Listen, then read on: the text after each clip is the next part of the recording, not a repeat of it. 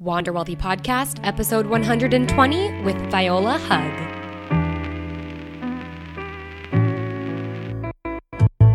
Hey babes, welcome back to another episode of the Wander Wealthy Podcast. My name is Tess.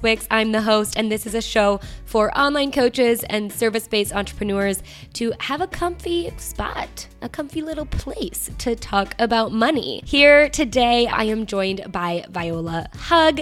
She is an intuitive business coach and mentor for visionaries, host of The Abundant Babes, a podcast for the Visionary podcast, and author of Amazon bestseller, You Are an Abundant Babe. She lives as a digital nomad, traveling around the world with her husband, working with clients to help them live the lives of their wildest dreams and create successful online businesses through energetic alignment and soul strategy. Today, we have such a juicy show in the works for you. I guess it's already been recorded. I don't know why I said that. We talk about how to fully embody what you're teaching and your message. And I have to admit, and I said this in the interview, I was like, oh, embodying your message, easy peasy, just, talk. And the way that Viola breaks it down is so cool because she really steps you through how knowing is not enough. When you have information and you're like, okay, I know, I've learned it, I know. You're not really embodying it if you just know it.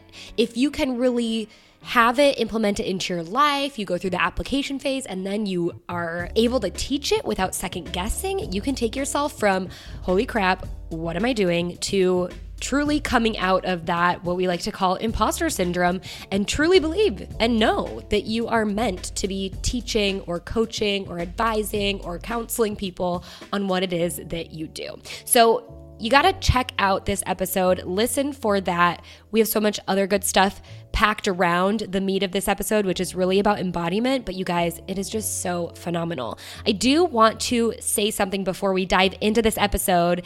My friends, the Payday Party is here. This is something that I've been working a lot on. I built it out as one program, have tweaked it into another, and it's perfectly designed for those of you who are running your online business and you're struggling with identifying a good money system to feel like money can be easy for you, both in making it and managing it. Maybe you don't have well-defined revenue goals. Maybe you don't know how much you should be paying yourself outside of your business. Maybe you feel like when you think about your business finances and potentially your personal finances, it feels overwhelming, intimidating, and kind of messy. And if that is you, if you're ready to have a fully transformative experience, both from a mindset perspective and from a very practical applicational perspective, then you're going to want to join me for my next Payday Party, which is happening August 26th for that whole week. So it's the last week of August into the first couple of days of September. It's a workshop style party. We're going to meet for a week, have some really amazing classes where you get an opportunity to work with me and have a true coaching experience with me. And I'm going to walk you through the mindset shifts, how to identify what's holding you back from a money mindset perspective, as well as implementing some really easy systems into your business that can help you realize that making money doesn't have to be hard, that paying yourself doesn't have to be overcomplicated, and that managing your business finances can be quite easy, my friend. So check out the webpage because that's where all the fun stuff is going down. We're popping some champagne. I love this webpage. Go to wanderwealthy.com/party. You can get on the guest list, or I may just be opening up the cart a little bit early. So you might be able to go there and sign up for our next Payday Party. Remember, it's a week-long workshop, super cheap price. It's going to be so much fun. I want to see you there. All right, let's get into this episode, number 120, with my guest, Viola Hug. Viola, welcome to the Wander Wealthy podcast.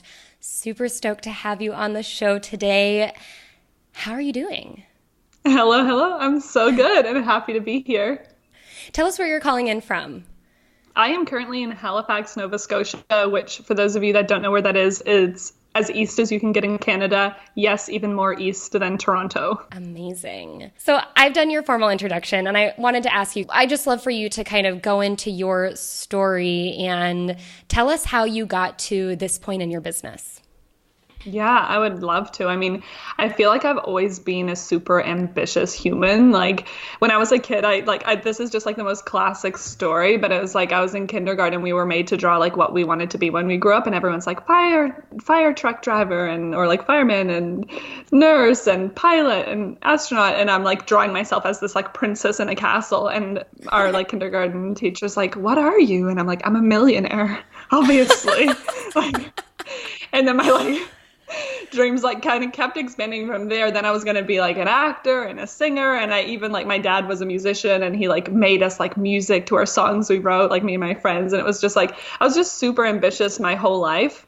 And I feel like just because I had this inner knowing that I had this like big things to do. And I feel like everyone has in their own way that inner calling. It's not that I'm special, but I was really like being called to public and big things, like that was just what I was feeling. And because the universe kind of knew that was the path I was going down, it gave me all the lessons I needed. So I had just many things happen in my teen years and early 20s that kind of created a lot of limitations around those dreams that I had, like even though they were still there and they were so like important to me, like nothing lit me up other than when I talked about the goals that I had, and they were always kind of like shifting, but always in the direction of big things happening. Yeah. And then through, the comments that your classmates make, the pressure to go to university, all the things, I slowly kind of got a little bit more realistic, but the interest, realistic as in like killing my dreams. And the weirdest thing happened though, I like did go to university and I studied something that I really, really do love and is an important part of my life, which was I did a Bachelor of Science in Nutrition. Okay.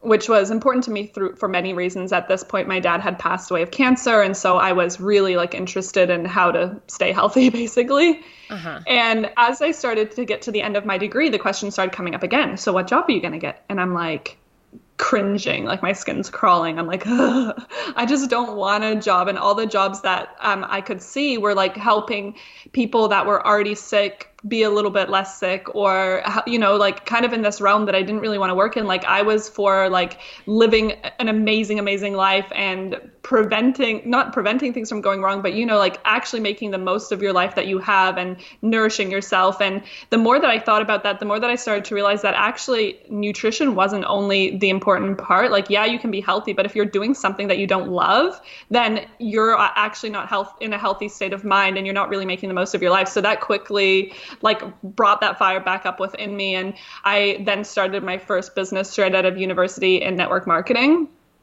And I did that for quite a while. And through that time, I was a very hungry entrepreneur. So I never really settled with what I was just learning within the industry. Like I was always learning more and trying out new things and running workshops and, whatever I could do to kind of grow and learn. And it was a big struggle. Like I went from like just the show notes of that 7 years, because it's been about 7 years now. The first year I like shot up with my income, with my business ranks, like all the things within the company. And then I was like, I've made it. I'm so cool. Like I was just like, thought I was just like at the pinnacle of success. And then it like all completely fell apart. Like our income started crashing because we had no relationship with money and no sense around that, because we'd never been taught it. We were spending like crazy people, and not even really like just buying heaps of random stuff willy-nilly, like in that sense, but we just had this like very weird relationship with money where we were just like, oh yeah, because we made this much this month, like it's definitely going to go up next month, even though we weren't really even doing much work anymore. And I don't know, it was just like this complete like thing where we got so bad that we were in over 6 figures of debt by the end of it, making barely $100 a week. And it was just like, I didn't even know how I was going to get out of it. I felt suffocated. I felt like I didn't even know what was going to happen with my life. And I would have like that little voice come up, that ambitious voice come up again. And it was like, one day you're going to be teaching on money and you're going to be showing people how to live an incredible life and all these things. And then I started healing my relationship with money, which I'm sure we'll talk about this a little bit more. But then in 2017, I hired a coach, the first coach that was kind of completely out of the industry that I was in. And she was like, you have awesome things to share. Like, have you ever thought of expanding your horizons and doing coaching? And I was like, no, but now I am. So in December 2017, I launched my coaching business and I applied everything that I'd learned and everything that I'd become and all the mindset things and all the like pulling together everything I knew about kind of like energetic and soulful alignment as well as strategy. And my business just started to grow and bloom. And now a year and a half later, I'm making, well over 6 figures with my business. And for 10, 11 months now, I have been traveling as a digital nomad with my husband. What a story. So when you were saying were you in, especially going through your business where things were rising, and then they kind of fell and you got into that debt? Is that you and your husband? Or? Oh yeah, that's me and my husband. Like I sometimes forget we're 2 different people.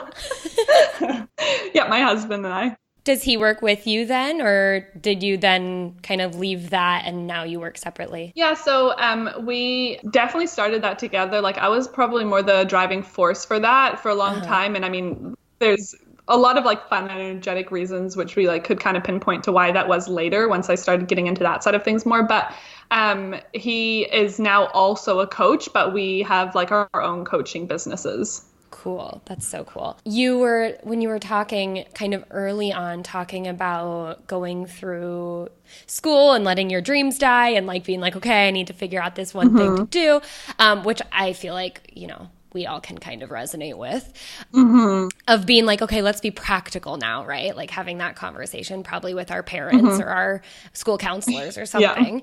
Yeah. You were also talking about then kind of coming to graduation and thinking about what are my options here? And the thing that you said that like rang so true to me was this idea that I think a lot of jobs and opportunities and a lot of life is kind of, as you had mentioned, we're trying to live it preventatively. Like we're trying to prevent the bad things from happening instead of really focusing on all the good that could possibly happen and come into our lives. And I think that's so interesting because it's very true in the sense that a lot of the, if you're going to be a doctor, or you're going to be a nutritionist, or you're going to be like, I was an actuary, which is like the tried and true way of basically living in preventative. We're just expecting that people are going to die. So how do we financially secure ourselves from that kind of thing?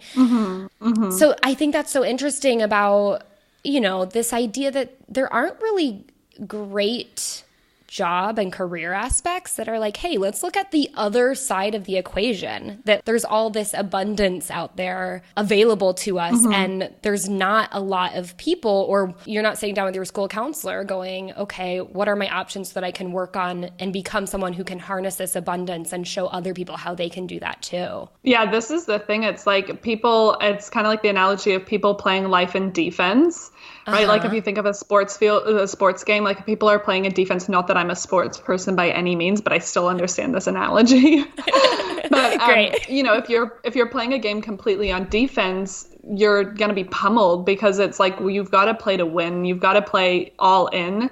And it's so many people in life, they're building their life based on security and like trying to minimize the risk and whatever that means. But really, if we flip the coin and we actually start living our life to live the most fullest life that we could and to experience incredible abundance and to experience wealth and like have that, like for me, it's like that have it all mentality, then that's when we open up the possibility to that even happening. Like you can't win a game that you're not playing to win. Yeah. And I think when you say live life to the fullest, I mean, everyone hears that and goes, yeah, that's something I should do. But then it's become such a cliche in the sense that we just hear it all the time, but we don't actually feel like we are capable of doing that in our day to day. And that is kind of really sad when you really zoom out and look at it and think about it. Yeah, and then it becomes people just like drinking and partying, living life to the fullest. Not that there's anything wrong with that, but a lot of times that's not that soul fulfilling. Like I feel so on purpose with my life that I just wake up with a smile on my face every single day. It's not that kind of living life to the fullest. Yeah, that's like more of the let's numb out from awful situation that we're trying to deal with, whatever that may be. So YOLO, right? Yeah. Yeah, exactly. So you touched on this a little bit in your story, but I would love to understand, you touched on it in the sense when you really had started making money, then you started realizing, okay, there's something going on with the mindset aspect of money. But I would love to know a little bit more deeper on your money story in terms of how you grew up around money and what you learned, either good or bad, that has impacted your relationship, or maybe impacted your relationship during that one period, and then what sort of work did you have to do to kind of overcome that? Yeah, I find this question so interesting because I often reflect on how I grew up around money, and I didn't grow up with super wealthy parents, but I definitely grew up with parents that knew how to manage their money in a way, because we mostly lived on a single income because my dad was also an entrepreneur. He was a musician. And so he was kind of my first ever example of entrepreneurship, but also one of the beliefs that I really picked up. And I noticed this a lot, in hindsight, through that hard time I had in entrepreneurship, is that to me, entrepreneurship meant struggle. It meant having to struggle for money. And now I've really had to work on shifting that belief, for one. But that meant that he really only had income sometimes. And when he had income, it was pretty good income, but it was like blown quite quickly from my perspective. Not that they talked to me about it a lot. But then my mom was kind of like the steady, stable income, and she was always had to be the responsible one, and she always had to be the one managing everything. And my parents were also travelers. So I went to 13 different schools across Germany, Canada, America, New Zealand. And I think Mexico, I went to like kindergarten or something. My parents just traveled. That's so cool. I know. My parents traveled all the time. So it was like their mentality around money was to work really, really, really hard, save as much as you can, and then immigrate to the new place you want to live, which I don't know what their motivation for travel really was, to be honest. I think they were just like looking for the perfect home and never really found it. But that was kind of like the only really example I've had of that. And then as I was going through the realization of my money beliefs, I could say, like when I started working on my money beliefs, I think the biggest thing that I realized is the absence of education, conversation, or uplifting, especially the uplifting conversation around money. Yeah. For me, it was the complete absence of it. It was like, it was embarrassing to talk about. It was shameful to say you wanted money. You were greedy if you wanted it. Like that mentality was for sure there. I mean, I grew up with if someone had a lot of money, oh, that greedy pig, or if I asked for something, money doesn't grow on trees. Like, who do you think we are? That type of conversation. So yeah, it was like, if I heard anything, it was negative, sly comments. So I felt guilt. Like I said, when I was a kid, I was like, I want to be a millionaire. And then suddenly I started to notice I had a lot of guilt around desiring money. And I always felt like I needed to be justifying it. Every time that I talked about a goal and I got excited, and maybe I talked about the financial side of my goal, which to me, by the way, one of the things that I've learned and a belief that I've really shifted is that I really, especially in the industry that we're in, where we generally attract more like heart-led, soulful type of people, I find it next to impossible to find someone that really has negative motive to creating money, because really the only time that I can think of that desiring to make money would actually be in a negative thing is if your whole game plan was whatever it takes, I'm going to rip people off, I'll lie to people, I'll sell shitty products just to make money. Right. But if your motivation is, I want to feel fulfilled, I want to do something that I love, I want to help people, and it's like this lighting you up type of feeling, and then you also get excited by the money, that's okay. That's not a negative desire for money, really. So yeah, I mean, that's a lot of what I work past. I don't know if I fully answered all the questions because there's so many pieces to it, but was there anything else that you kind of wanted to pick up from that to ask about? Well, no, I think you hit it spot on. And I think the story is really interesting too, because I would say you had a rather unconventional upbringing since your parents moved around quite a lot. And the fact that you said they had to have managed money quite well because it was kind of, for the most part, a single family or a single income family. Yeah. And then you're moving around all these different places. It's just like such a different approach, but very, very admirable. But I could also see, just the lack of conversation that happens in pretty much all families due to, and it might not be that they're uneducated. They've probably learned as they went, just like we are doing. But it's also like, how do you talk to a kid about money? Here's the interesting thing that just came up in my mind. I only just really thought of this, but it's like, because my parents were so structured around money, I rebelled against that. Right. Uh-huh. And this is, I think, part of the reason why we got into such bad money troubles. And it's not, I mean, I'm not saying that once you have money, you're going to get into money troubles or spending money or investing or anything like that. It's bad. It's just the way we did it was like overall in the big picture, I think we really learned lessons we really needed to learn. And we learned them faster going through it that way than we would any other way. Mm-hmm. So I had this mentality of they are always saying we don't have money. So it was like as soon as I got my first paycheck, I almost remember this feeling in my first ever job where they deposited into my bank account and I had that money sitting there. I was like, see, you have money, without really that scope of like, oh, there's actually bills and future planning and all those other things going on. I was like, see, there's money there. So I would spend it. And I was always a super generous spender ever since I first had money. Like I would be like, let's go out for dinner. And I'd be the only one at the job. So I'm like, I'm paying for everyone of my friends, you know? And it was like, I always had, because I'm like, there's money in my account. How can you say I don't have money? It's there. Right. But then at the same time, I'm like, hey, going full circle, because now I'm also coming back to that mentality of abundance, knowing that it is always going to be there for you, which is a huge part of actually being able to be in a positive, energetic relationship with money too. Right. My follow-up question to that is, how do you maintain, I think there's that maintaining of balance, because we talked a lot about, in a lot of ways, we live our life in defense, and we do have to take certain precautions to make sure that we're not getting back into six figures of debt. But we also want to live from a mindset perspective, knowing that, you know, money is energy and it's ever flowing, and and we can live in this state of abundance as opposed to always feeling like we have that next bill to pay. Yeah, this is a huge, huge thing that I teach, because I think healing your relationship, quote unquote, with money is one thing, but the expansion of money and actually being able to continually expand your capacity for wealth is a completely different thing. And I run a program on this, and, you know, I work on this stuff with my clients because I think it's the missing part of a lot of what we hear about money in the world, and like especially in the kind of coaching realm, but it excites me so much. And to put it into a nutshell, the main point of this conversation is what I noticed is that when I was spending money before healing, or whatever you want to call the journey, my money journey happened, I was actually, in reflection, spending a lot of money because I was trying to fill some sort of need. It was that I felt that I would be more successful if I owned this thing. I would be perceived as more successful. Right. It was that I felt sad and I felt bad, so I would buy this. It was that everyone else was buying that thing, so I should also buy that thing, whether that be like clothes or a program or whatever.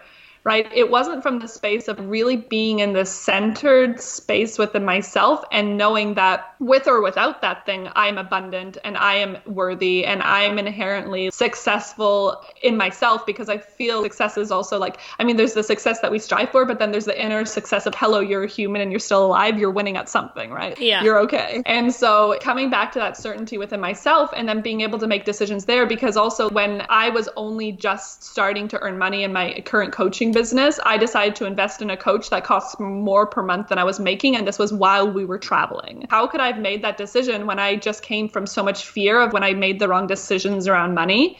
And I got myself in such bad debt because of that. But it was like, because it was coming from such a different space of certainty, the only time that I would ever make a decision like that now is if I knew it was an investment, which means that it's going to have a return, right? It's not like shoes are not an investment. Right. A coach, as much as we want to twist it to make it an investment. But I'm going to wear them to a business. No, okay. I'm not going to make you money.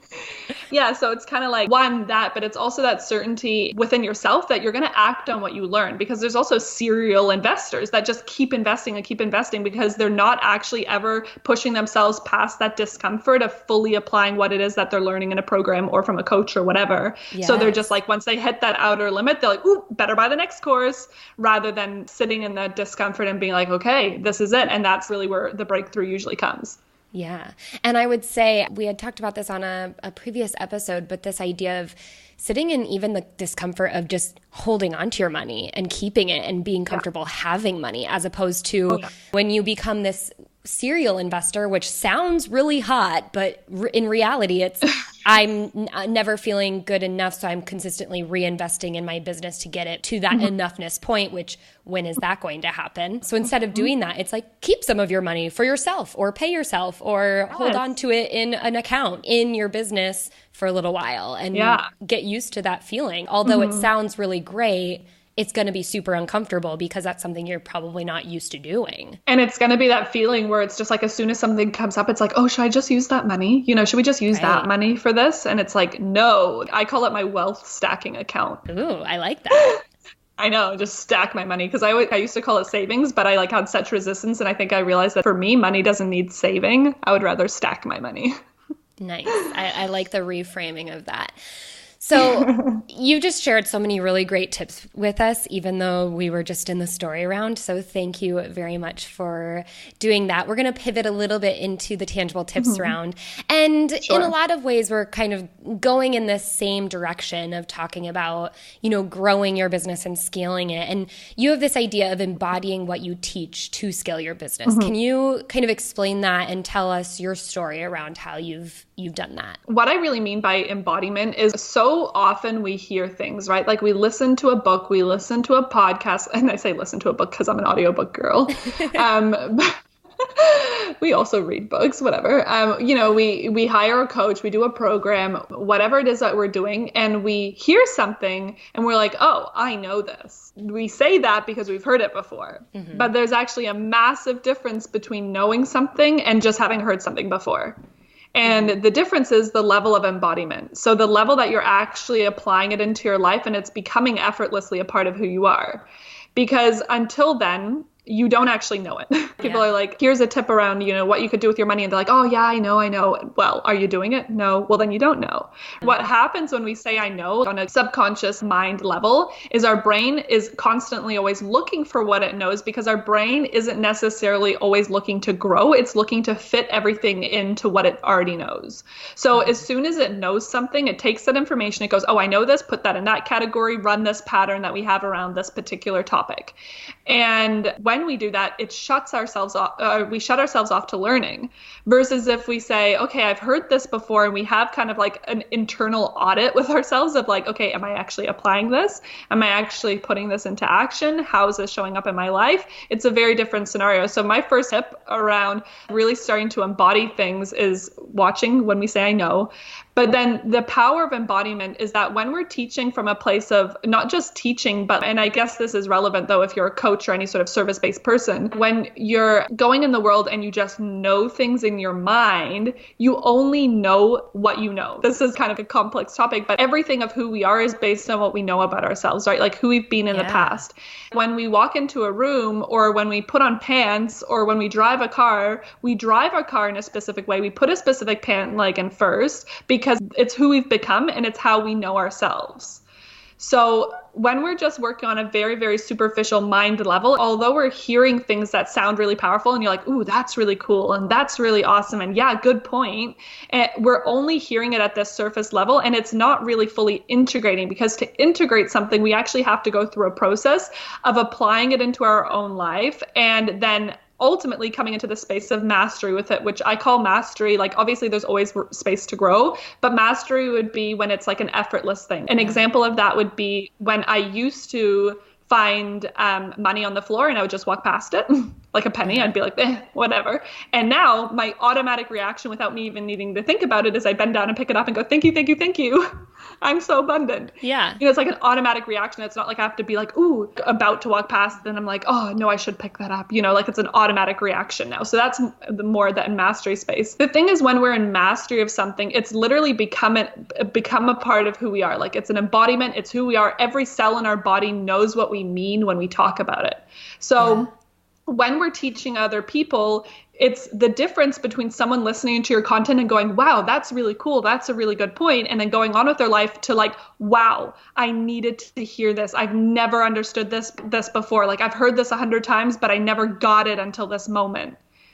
And when you are impacting people from that level, people are going to be magnetized towards you because you're creating powerful shifts for people. And it's really just because you're teaching from what you actually do. Right? Right. So that's kind of what embodiment is. I love this because, first of all, this is something that speaks to me a lot because I've developed the awareness that I am an achiever mentality where I love to go out and search for information and check the boxes. And it's basically like saying, I know it. Okay, I know it. Okay, I know it. And just like checking it off. And so I have to be very conscious when I am taking courses or even hiring coaches, but in a lot of ways getting why can't I say this? Getting certified for things is to not do it because I think like that's what I need to do and I just need to know it, but also knowing that I'm going to, and I had this conversation with my fiance when I've been making some big investments in my business this year, is committing to commit and being really specific and aware about, for lack of a better term, embodying what you're learning instead of just knowing, actually, practicing it. And then I think, I don't know who says this, but they all say that you really become kind of mastery level when you start not only knowing the things and then practicing it, but then when you go on and teach it, and then it just becomes intuitive and second nature. Exactly. And I always say like a good test is if you can't talk about it or teach it without notes or something, then you haven't yet embodied it. Because if you need notes on what it is, you're still in the learning phase. And how I teach this as well, like if you want to take some tangible tips away from this, there's kind of like 3 levels, right? So if you were to write down all the things that you quote unquote know, or all the things that you love to teach, or when you're designing a program, all the things that you think would be good in the program, or whatever kind of area of your life you're doing this in, even if it might just be your own personal growth journey, you might write down all the things that you're working on or you've heard of, and you write out them all down. And then what you do is kind of like a self audit. So you go through each one on the list and you write either one of 3 things next to it. So 1 is that you're embodying it, which means you're in mastery. It's second nature. It's just who you are. There's no thought process anymore. It's just a part of who you are now. Then there's the second level, which is the application process, which is you're actually really actively working on this. And you still need to actively work on it because it hasn't become second nature yet, but you do feel like you've been doing it for a while and you're seeing results and you're kind of like getting the gist of it, right? And then there's the final part, which is the not applying it bit, which embodiment is something that you can effortlessly teach because that is something that is a part of who you are now. And this is like the kind of energy where, like I said, it's like your whole body is sharing the message. So people just get it in a completely different way. The application part is still stuff that you can teach, but it's like you're teaching it more from a perspective of also you might have an idea of the benefits of applying that on a long-term basis. You can share what you've done so far, but you also don't need to be afraid of saying like, this is still something that I'm working on, or here's what I found so far and I'm excited to keep practicing this, right? Like that's more that type of teaching. And then the final stage of not embodying or not applying is that stuff that you now need to get to work on. If that's something that you would really love to teach, if that's something you would really love to have benefits from, then that is kind of like your homework, so to speak, of like what you could go to work on and really start applying into your life and being more proactive around, working on that embodiment process. Yeah. For those who are, listening to this and they're in kind of the coaching, mentorship, consulting sphere, what do you say to them if they're feeling like they still have a lot of work to get to that embodiment but they're trying to get started with their business, or they're trying to create kind of a new offering in this new space where they're getting, new information and trying to get to that embodiment part, but also teach what they're learning?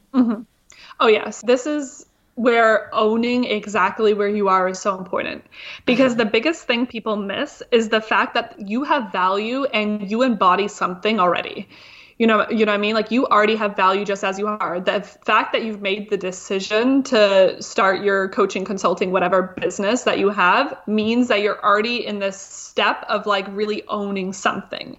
And not everything might be a full embodiment. A lot of it might be an application, but there are things that are embodiment. Like you may have had incredible courage to get to where you are, right? Like there's things that you've done that with the type of like work that you want to do that have got you there and that kind of have pushed you to want to work in that area for a reason.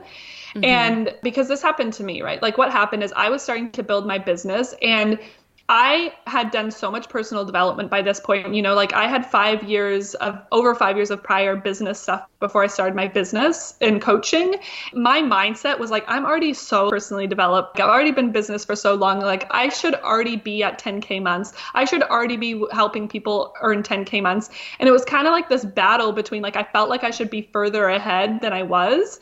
And so I wasn't really owning where I was. So a lot of the content that I was creating was to try and talk to those people that I really wanted to help earn 6 figures or whatever it was, right? And then I came to this realization that I was so not owning the space that I was in, which meant that the way that I was talking to my community was interesting people, but only kind of half, because to the people that really desired to make 10K, I wasn't the right match for them. And because I hadn't done it yet. And then for the people that were just starting their business, which is really the people that I could have really, really helped, I was kind of ignoring them. Like I wasn't spending my energy for them. So then I like got really real and I thought, okay, well, what am I actually owning? Okay, well, I had the courage to start my business. I had, all within the realm of obviously the type of coaching I wanted to do. But it's like, this is really, if I could completely own where I'm at and completely just see out of everything that I love and do and want to do, here's where I'm really like, really, really awesome. And then start there. That's the place to start, because then also when we talk about imposter syndrome, like imposter syndrome comes up when you try to teach something that you don't feel like you're embodying.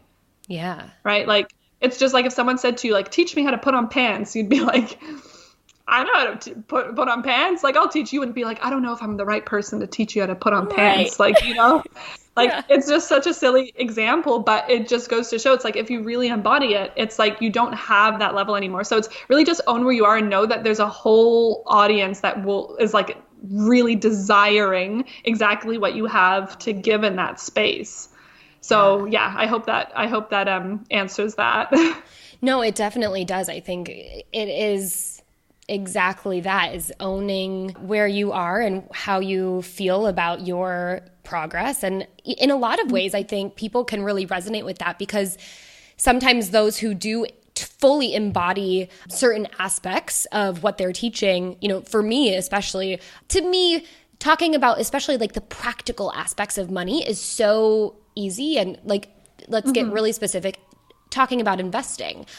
Investing to me is kind of second nature, and I have to be very aware about bringing myself like almost down from the embodiment level back to the application level, because I need to meet people where they're at when it comes to investing, because it's a topic. And this, I mean, of course, in your work too, with manifesting an abundance, it's like not everyone is there yet. And so we need to recognize that. And sometimes if you're kind of working on your way up that embodiment chain, you can meet people exactly where they're at when you're working on developing those skills as well, because you're basically speaking the exact same language, and you don't have to go, okay, what was the language I did know when I was at that level? Yeah, exactly. And that's the beauty, is you can go between them. It's like, once you get in the embodiment space and you are actually like having that awareness, like what you just talked about, it's like then you can come down and meet them wherever they're at, wherever it need be.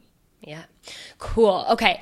So we're running a little low on time, so we're going to go into the money round, but I just want to thank you, because that was a really insightful little section about embodiment. And it's something that, when I was thinking about embodying what you do, I'm like, oh yeah, that sounds like it's easy, but the way that you break it down is like, oh, that's how you get over the imposter syndrome, and that's how you like actually work up to the level of feeling like you're that powerful coach. So thank you for that. So in the money round, we're just gonna get a little bit more details around your current money situation. Specifically, how do you make money? What are you spending your money on, and what are you currently saving for? So I make my money predominantly through my coaching business. And then we also still have our income from our network marketing business, which is super cool. So that's like a passive income. And within my coaching business, I have one-on-one coaching clients, and I also run programs, and I'm also in the process of introducing like continuations, like more like subscription-based style stuff. So Yeah, super fun. And yeah, I have a whole bunch of signature programs that I run like multiple times a year. And yeah, and then some of those are automated as well. In terms of, wait, what was the other ones? Like, what am I saving for?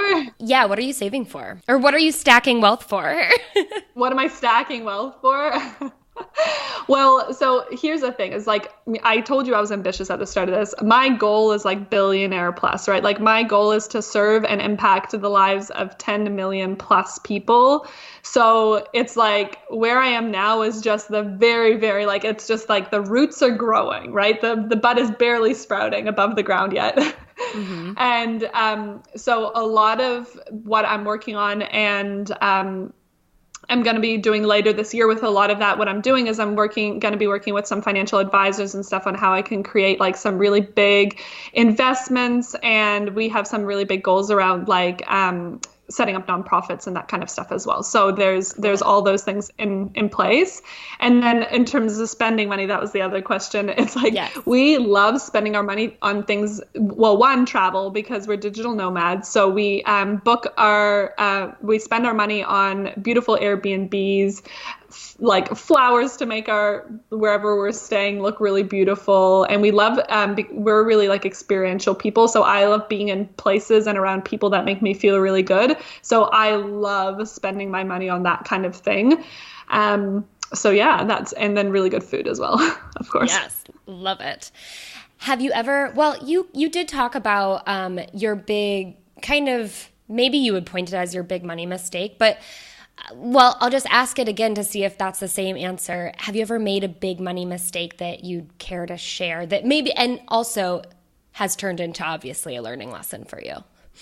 Mm-hmm. Yeah, I think I did mention that. I think that the kind of, if you guys want more details, what happened is when we started earning more money in our business, we decided to apply for a credit card because we really wanted to go to my friend's wedding across the other side of the world.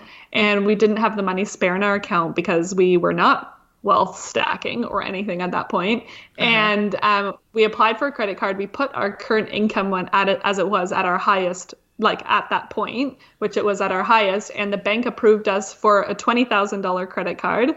Then sent us another $16,000 credit card. And at the same time, my husband had also applied for one and got a $10,000 credit card. And to us, we're like, oh, free money. Mm-hmm. Like we had the intention to pay back. We knew what a credit card was. It's not that we were that daft, but like we just assumed that it would be easy to pay off. And then we're like, ching, ching, ching. And that was only the start of it, you know? And so it was like, and it got to this point where it was so bad, we couldn't pay any of our stuff anymore. And we were honestly, seriously considering bankruptcy. But there was like a part of us that was so stubborn. And I was like, I'm just going to feel so good the day that we're able to pay it all off. And so, yeah, during that time, I always just visualized what it'd be like when I was on the other side of that, when we'd be able to pay our bills with ease, when we were making financial decisions from a really centered and smart and loving and abundant space. And yeah, it definitely turned into one of the biggest like shifts in terms of my financial future. Very cool. Thank you so much for sharing. We are going to go into the quick and dirty Q&A round, which are just a couple fast-paced questions to wrap up the show. And the first question I have is totally random. It is, what is one completely random thing that you've been kind of like obsessing over and you just can't stop thinking about that has nothing to do with business? I'm like, that Good Girls TV show on Netflix. Ooh. I don't think I've seen that. Is that it was really good. Is it Irish? No, it's like American, but it's like about like housewives who like start like robbing banks because they need money. And, that one. Yes. Yeah. Okay. So do you recommend that one? It was good. I liked it. I'm like, more please. Yes. Love a good Netflix recommendation. Who is your favorite person to follow on social media? I honestly I find this question really hard to answer because one, there's like a lot of people that I love to follow. And I also, this sounds like so up myself, but I mean in the lovingest way, I love following myself. I think I'm hilarious. But I would say, oh my gosh, who do I love following? I love following, as cliche as it sounds, my husband, That's Nick nice. Taylor. Yeah. Yeah, plug your and your husband's Instagram, I'm guessing. Is that your account of choice? Yeah. Yeah. What are your handles so we can tag you guys and give you a shout out? Please do. It's at Viola Hug, VIOLAHUG. Super easy to find because I'm the only one. And then my husband is Nick Taylor with no vowels, so NCKTYLR. Cool. He's probably not the only one, Nick Taylor, in the world. He is definitely not the only Nick Taylor. What is one book, can be business or any other type of book, that has really made a huge impact on your business journey? So, hands down, The Big Leap by Gay Hendricks.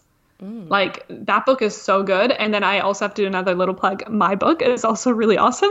It's called You Are an Abundant Babe. Awesome. Thank you for sharing those. Okay, final question. The last thing that you felt like you've totally fucked it all up and now it's just become a big learning lesson for you. Something a little bit more recent in your current business, I suppose. Oh, okay.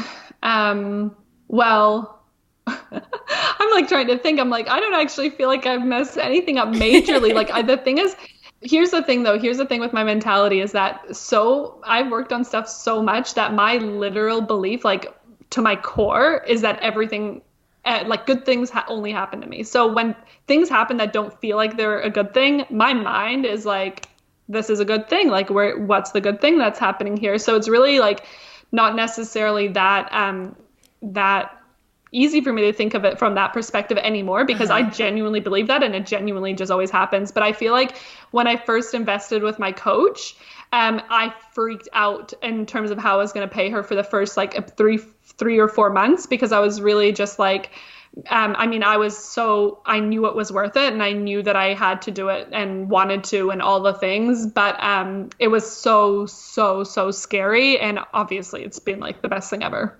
Viola, thank you so much for coming on the show. This has been a lovely time spent with you talking about embodying our work and so that we can teach and scale our business, talking about your money story and your life story, and hearing a little bit more about how you make money and how you spend money. So thank you so much for coming on the show. I'd love for you to tell us how we can stay in touch and follow along with you. Yeah, thank you so much. So I am at Viola Hug on every main platform. Instagram I hang out on a lot, as well as Facebook. My personal page, which you're more than welcome to friend me, is Viola Hug Taylor, and my website is violahug.com. So if you're basically like linked up in those places, then you'll see lots of me. Awesome. Thank you so much for joining us today. Thank you so much for having me. And that's a wrap on episode 120 with Viola Hug. You guys know where to get the show notes if you want to link up with Viola or access some of the things that she mentioned in this episode. Go to wonderwealthypodcast.com/podcast/episode 120. And don't you forget, the Payday Party is here. This is something that I do for myself 2 times per month. It is something that I need to do for the sake and the health of my business. It's something that I do to make sure that my personal finances are in check, and it is truly the secret to the success of my business, is hosting my very own payday party. Now, in the workshop, I'm going to be teaching you how to host your own payday parties, plus dive so much further into some of the root causes of what is holding us back when it comes to money. So you don't want to miss this. Go to wonderwealthy.com/party to check out the webpage, get yourself on the guest list, or just sign up, because registration is opening super soon. We kick off on August 26th. There are 3 scheduled classes with potentially some bonus rounds, and we're gonna have a lot of fun. Join together in a small community, and yeah, maybe next week I'll talk about it a little more. The last thing I wanted to mention, you guys, is I was actually interviewed on Viola's podcast, The Abundant Babes. So you should definitely go check it out. You can head to her website, violahug.com, navigate to the podcasts, and then the episode that I am interviewed on is number 79. And we talk about some practical strategies and mindset that you should definitely be thinking about as a business owner when it comes to your money. So go check that out. Tag us on Instagram if you are listening to that episode or this episode. We want to hear from you. We want to send you some love and good vibes. So go ahead and tag us at Viola Hug, at Tess_Wicks, and we can't wait to connect with you. Okay, until next time, my babes, I hope you wander wealthy.